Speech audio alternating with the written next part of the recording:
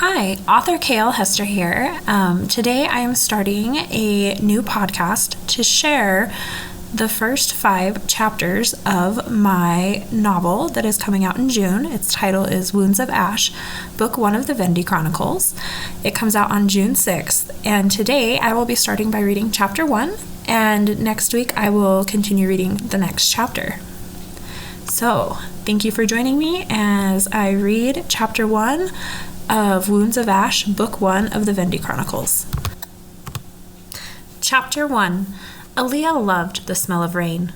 For once, the cobbled streets of Elrin smelled of something other than unwashed bodies, horse dung, and the chamber pot contents tossed from windows. Rain had a way of muting the scents she had been forced to become accustomed to these past few years. Unable to resist, she leaned farther out the carriage to feel the rain. A fat drop landed on her face, and she relished the movement of it down her cheek. Another one landed on her forehead, as a gloved hand pulled her back into the carriage. It is not proper for a lady to have her face stretched out of the window of a carriage like some wide-eyed peasant. To think what Sir Caldric would think if he saw you like this. Aliyah turned to her aunt, an older version of herself, but with fair hair and a pinched nose above her ever-disapproving frown. "Have you ever wondered," Aliyah asked, as she ran her fingers through her chestnut brown hair, "if I don't care what Sir Caldric might think of me?" Matilda gasped, and Aliyah braced herself for the slap she knew would follow. Her aunt did not disappoint. "I don't care whether it matters to you what they think of you," Matilda breathed, seething. "What matters is that you are convincing as the proper young woman he has been told you are. He cannot have his prized Wavani looking and behaving like some backwater brat." Cheeks still stinging, Aliyah resisted rolling her eyes, not at the barb toward her upbringing, but at the term Wavani. It was not her choice to be an oddity, specifically an oddity coveted by the nobility this side of the Vendis. "Yes, Aunt," she said, shrinking down in her seat, assuming the mask of the subservient young woman her aunt beat into her over the years. "Much better. Now remember, you are to be engaged. The least you could do is act happy about it." "Yes, Aunt," Aliyah sighed as she went back to looking out the window. This time, however, she remained in the carriage. The rain began to bounce off the roof of the carriage with gusto, drowning out the sound of the horses' hooves. The town gave way to rolling green hills as a tall, peaked roof behind a stone wall came into view. As they drew near, a wrought iron gate in the wall opened like a great maw of a wild beast. Aliyah shied away from the window and twisted her gloved hands together nervously. She counted each ping of rain on the roof to calm her racing heart. At last, the carriage rolled to a stop in front of the elaborate mansion.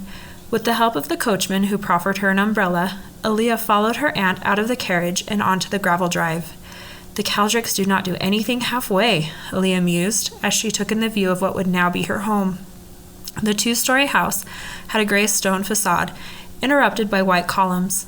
The columns rose to the sky like giant sentries. Hundreds of windows reflected the gray storm clouds above them. An enormous staircase led up to intricately carved front doors that were opening. A blonde-haired man descended the stairs toward them, not bothering with an umbrella.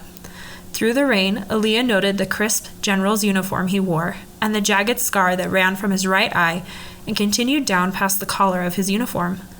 The smile he gave the pair of women did not reach his cold blue eyes, and Aliyah suppressed a shudder as those eyes roamed over her.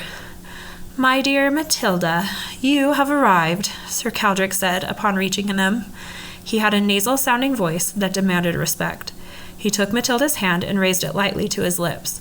The blush Matilda gave him made Aliyah want to gag. "And this is the girl?" Sir Caldric asked, switching his attention to Aliyah.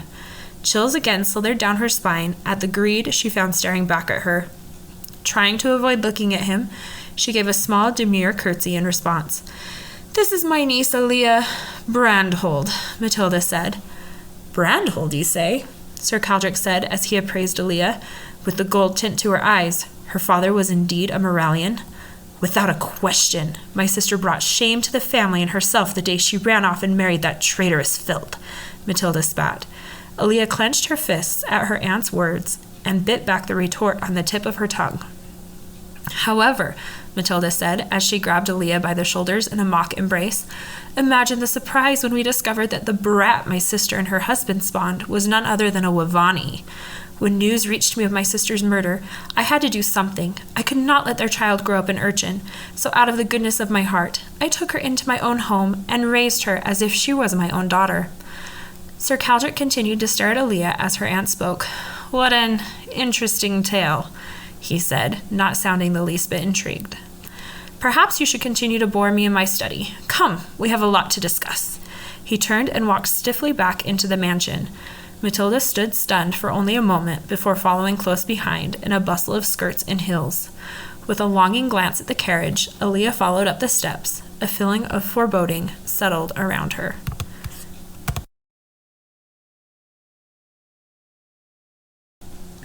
The interior of the house was as extravagant as the outside hinted.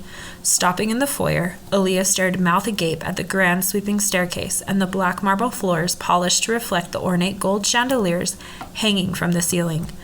Absolutely gorgeous, Aliyah thought despite herself. Noticing Matilda and Sir Caldric in a room adjacent to the foyer, she hurried to catch up. One of the guards standing outside the study shut the door before Aliyah entered. The sound of the oak door shutting reverberated around the stone manor. A short, middle-aged woman in a gray dress came and stood next to her. The woman tugged at her sleeve before whispering, "Come, miss." Shocked by having the door shut in her face, she let herself be pulled away from the door and led up the staircase. The hallway at the top of the stairs was long but well lit. Aliyah's feet were silent on the red rug running down the center as they passed another oak door. Detailed paintings of far-off landscapes decorated the walls. Aliyah gave them no more than a cursory glance, worried about where the woman was taking her. The servant stopped in front of one of the doors and pulled out a key. Upon opening the door, she motioned for Aliyah to enter. Reluctantly, she followed, unsure of what would be inside. It was a bedroom. A giant mahogany bed dominated the center of the room. Its gold duvet and pillows were one of the most inviting things Aliyah had ever seen. Matching mahogany furniture lined the pale blue painted walls. Across from where they stood in the doorway were another set of doors that led to a balcony. A handful of thick rugs, the color of the walls, lay dispersed around the floor, a stark contrast against the black marble tiles. "The bathing room is to the left, miss," the servant said with head bowed. She motioned to an archway and continued, "The master wishes you to be bathed and dressed before dinner." "What's wrong with the clothes I'm wearing now?" Aliyah asked, confusion showing on her face as she inspected the yellow dress she wore. Its voluminous skirts embroidered with dainty silk flowers matched the lace and pearl buttons adorning the bodice. "Nothing, miss," the servant said. "The master would prefer it if you wore one of his selected dresses. Please, the bath has been drawn and dinner will be soon." Her voice had a tone of urgency as she motioned again for Aliyah to enter the bathing chamber. The theme of the bedroom continued into the massive bathing room. Long stained glass windows lined one wall, letting in light while still giving privacy. A dressing screen was set up in the corner, and the servant gave an expectant nod towards it. Aliyah forced herself to take deep breaths before stepping behind the screen. With shaking hands, she began the tedious process of undoing her buttons. She heard a frustrated sigh as the servant came around the screen to help. "Allow me, miss." The servant was efficient, and soon Aliyah stood naked before her. "What is your name?" Aliyah breathed out. She was not used to having anyone see her naked, let alone a stranger. When the woman didn't respond, Aliyah walked hesitantly over to the marble tub set into the floor. "Lina, my lady," the woman replied once Aliyah was in the water, her voice a whisper. "But it's not proper for you to address me. The master would not like it one bit if he found us servants conversing with you." She clamped her lips together as if she'd said too much and refused to participate in any more of Aliyah's other attempts to converse. "Cannot even talk to those around me," Aliyah thought dismayed. Despite Lina not being allowed to talk, she was efficient, and Aliyah found herself rinsed and dried off sooner than she'd expected. Lina led her out of the room to an opulent vanity. There she worked with deft fingers and soon had Aliyah's hair styled into an intricate braided crown atop her head. Once finished, Lina brought her a dress of green silk. Sliding into it, Aliyah spared a glance in the mirror as Lina buttoned up the back. Her previous dress had been feminine and reserved. This dress was daring and bold, with every curve exposed. Only the tightness of the material on the skin kept the bodice in place. A long slit ran from the floor-length hem to the top of her thigh. Her shoulders and arms were bare. Save for the silver bands, Lena slid up her arms. Kohl was then applied to her eyelids to complete the effect. Her deep blue eyes, flecked with the faintest of gold, were now a prominent feature. "I look like a goddess from legends," Aliyah thought as she looked at the otherworldly creature staring back in the mirror. "My own parents would not recognize me. I do not even recognize myself." The thought was jarring and one she would not let herself dwell on.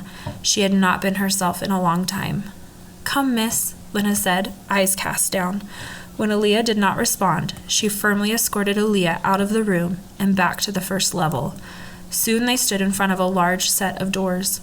"The dining room, miss." Lena motioned demurely for her to enter. Aliyah took a breath before opening the door.